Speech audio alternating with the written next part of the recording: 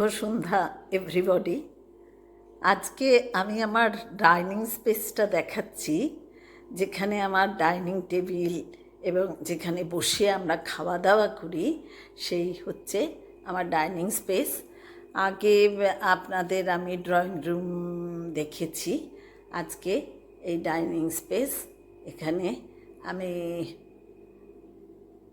সারদা মা এবং রামকৃষ্ণ দেবের একটি ফটো রেখেছি।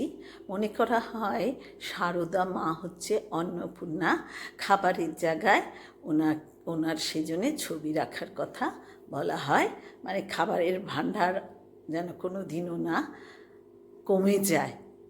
এটাই হচ্ছে মা অন্নপূর্ণা, সেই জন্যেই উনি আমাদের কাছে পূজনীয়।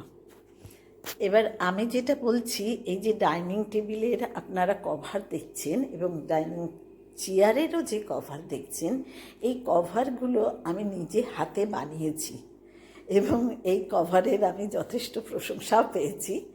সেই জন্যেই আমি আপনাদেরকেও দেখাতে চাইছি।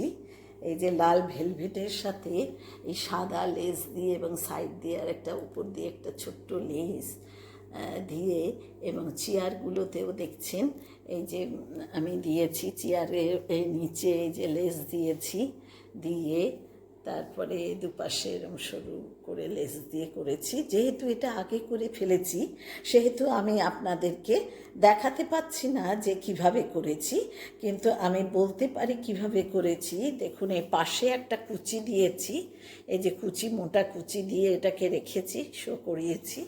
আর নিচে এরকম লেস দিয়েছি, এপাশেও এরকম দিয়েছি। আর সামনেটা দেখুন, সামনেটাও আমি এইভাবে করেছি, চারিদিকে একটু কুচি কুচি দিয়ে, আর তাতে লেস বসিয়ে দিয়েছি।